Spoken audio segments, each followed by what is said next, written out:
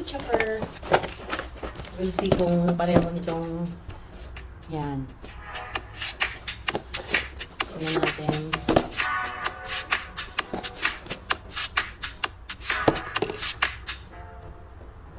Okay. Unboxing. Oops. Comes with yung aparato. Meron siyang Type-C. Type-C. Ano pala sabi is rechargeable. May brush. Siguro ito yung pang peeler na potato. Oh, ito yung another blade. Para sa naman to. Hindi ko alam. Vegetable cutter set. Mayroong manual.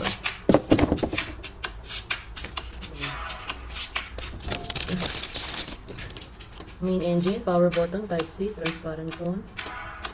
Ito ang 1. Main engine. 2 is food inlet. Number 2, dito daw. Food inlet. 3 is power button. This one, dito. 4, Type-C charging port. Dito, yung charger niyang cable. Okay, pwede sa cellphone. Type 5, USB type. Enter, press down. 6 is slicing cutter. Ito ang slicing cutter pala. Transparent cone. This transparent cone. Number 8 is pressing bar. Where is it?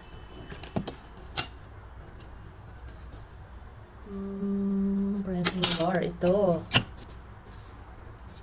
Okay. Pressing bar. Siguro ito yung pang-push doon sa, ay ewan. Ano ba yan? Pressing bar. Dito. Yun. Yun, pressing bar. 9 is itong blade na nandoon. Ito, 9. Knife post. 10 is cup. Or is cup. Ito siguro. 10 ito. Itong nitatanggal na to. Ba't hindi matanggal? Anyway,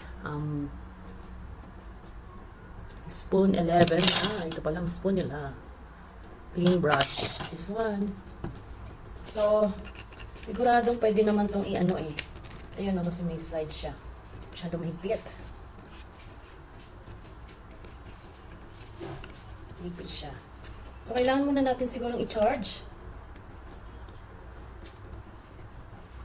Charge muna siya para... pero ano recharge na siya. Tapos, paano ba to?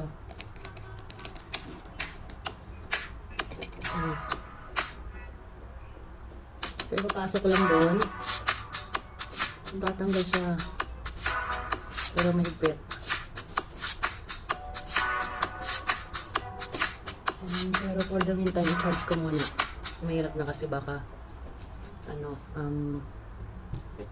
kailangan siyang ipulit siya. Siyempre first time.